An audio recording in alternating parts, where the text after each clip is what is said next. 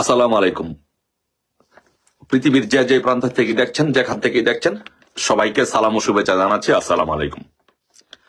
আজকে কথা বলবো যে আমাদের সুৎখোর মহাজন জঙ্গি ইনুস। জঙ্গি ইনুস কি আমাদের বাংলাদেশের গর্বিত সেনাবাহিনী, সেই সেনাবাহিনীকে কি বিপদের দিকে ঠেলে দিচ্ছে? সেই সেনাবাহিনীদেরকে কি ধ্বংস করার পায়তারা করছে? সেই সেনাবাহিনীদেরকে পরিকল্পিতভাবে অপমান, অপদস্থ, লাঞ্ছনা বঞ্চনা করছে? আসুন, বাংলাদেশের সেনাবাহিনীদেরকে কোন পথে, কিভাবে, কোন দিকে ঠেলে দিচ্ছে, কিভাবে অপমান অপদস্থ করা হচ্ছে, তাদের জীবন কিভাবে দুর্বিষহ করে দিচ্ছে এই জঙ্গি ফ্যাসিস্ট সুৎখোর ইনুস। আপনারা জানেন যে 2001 সাল থেকে 2006 সাল পর্যন্ত বাংলাদেশে জঙ্গিবাদের আস্তানা ছিল বাংলাদেশ। সেই জঙ্গিবাদের আস্তানা থেকে বঙ্গবন্ধু কন্যা শেখ হাসিনা যখন বাংলাদেশের প্রধানমন্ত্রী হন 2008 সালে, তখন থেকে জঙ্গিবাদের বিরুদ্ধে উনি জিরো টলারেন্স ঘোষণা করে জঙ্গিবাদের বিরুদ্ধে উনি কাজে নেমেছেন এবং এই কাজে জঙ্গি নির্মূলে সহায়তা করেছেন আমাদের বাংলাদেশের গর্বিত সেনাবাহিনী, আমাদেরকে আওয়ামী লীগ সরকারকে সহযোগিতা করেছেন।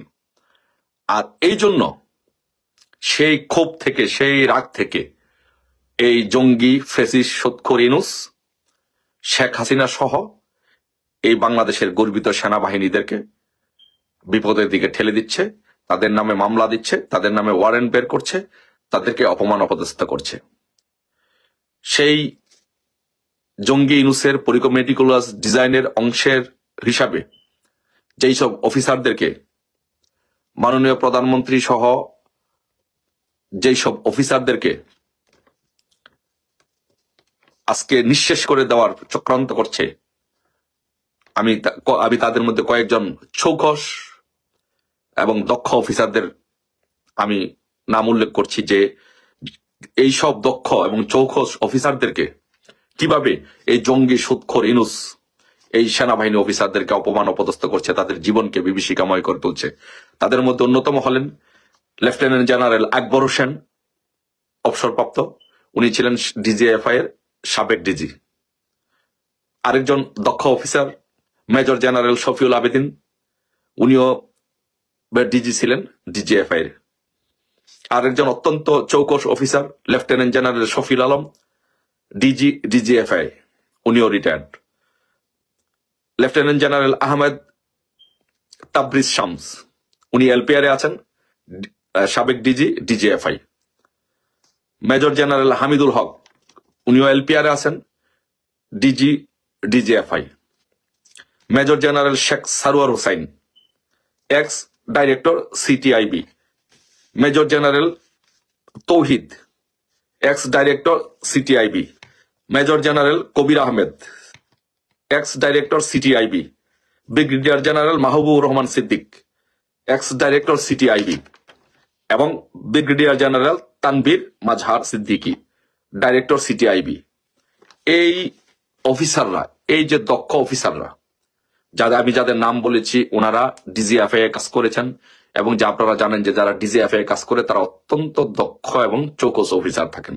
এবং আমি যাদেরকে নাম বলেছি তারা সবাই major general, lieutenant general, brigadier general, এই পর্যায়ের অফিসারবৃন্দ। এই অফিসারদেরকে পরিকল্পিতভাবে মেটিকুলাস ডিজাইনের অংশ হিসাবে বাংলাদেশে যাতে জঙ্গিবাদের বিরুদ্ধে আর যেন কেউ কাজ না করতে পারে, সেই জন্য তাদের মেরুদণ্ড ভেঙে দেওয়ার জন্য এই অফিসারদেরকে, তাদের বিরুদ্ধে মামলা দেওয়া হচ্ছে, তাদেরকে অন্যায়ভাবে অপমান অপদস্থ করা হচ্ছে, তাদের বিরুদ্ধে ওয়ারেন্ট ইস্যু করা হচ্ছে, যেন বাংলাদেশে যেন জঙ্গিবাদ যেন আবার সেই 2001 সাল থেকে 2005 সালের মধ্যে যাতে মাথা চারা দিয়ে উঠতে পারে।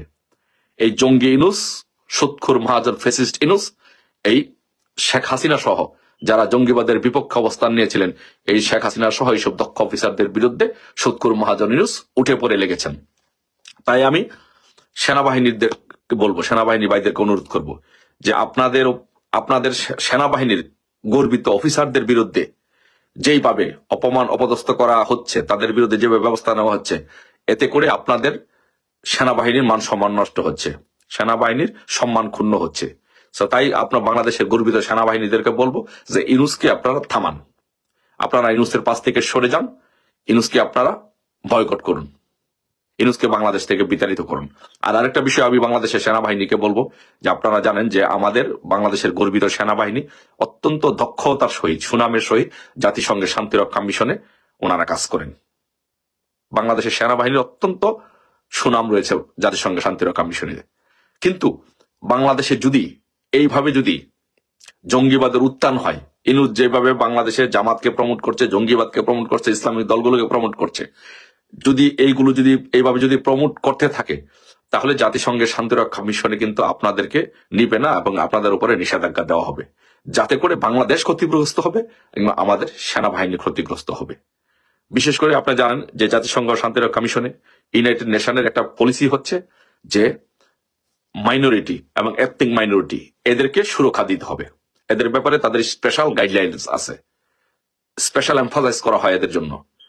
কিন্তু বাংলাদেশে এর ব্যতিক্রম হচ্ছে। বাংলাদেশে খ্রিস্টানদের বড়দিনে একজন খ্রিস্টানকে মারা হয়েছে। বাংলাদেশে এথনিক মাইনরিটিকে ব্যাপকভাবে অত্যাচার নির্যাতন করা হচ্ছে, বিশেষ করে হিন্দুদের উপরে ব্যাপকভাবে নির্যাতন করা হচ্ছে, যার ফলে বাংলাদেশ থেকে জাতিসংঘের শান্তিরক্ষা মিশনে আর সেনাবাহিনী নেওয়া হবে না।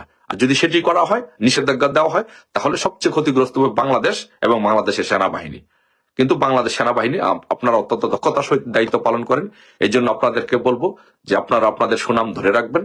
এই সুৎখোর মহাজন ইউনূসের উপর থেকে আপনাদের যে সমর্থন, সেটি প্রত্যাহার করবেন। প্রত্যাহার করে বাংলাদেশে জঙ্গিবাদ নির্মূলে আপনারা ভূমিকা রাখবেন এবং জঙ্গিবাদ নির্মূলে যে ভূমিকা রেখেছিল, যে নেতৃত্ব দিয়েছিল শেখ হাসিনা, এবং আমি যেই সব অফিসারদেরকে নাম বললাম, দক্ষ অফিসারদেরকে, তাদের পাশে দাঁড়ান, তাদের সাথে থাকেন, বাংলাদেশকে একটি জঙ্গিবাদ মুক্ত বাংলাদেশ হিসাবে প্রতিষ্ঠিত করুন।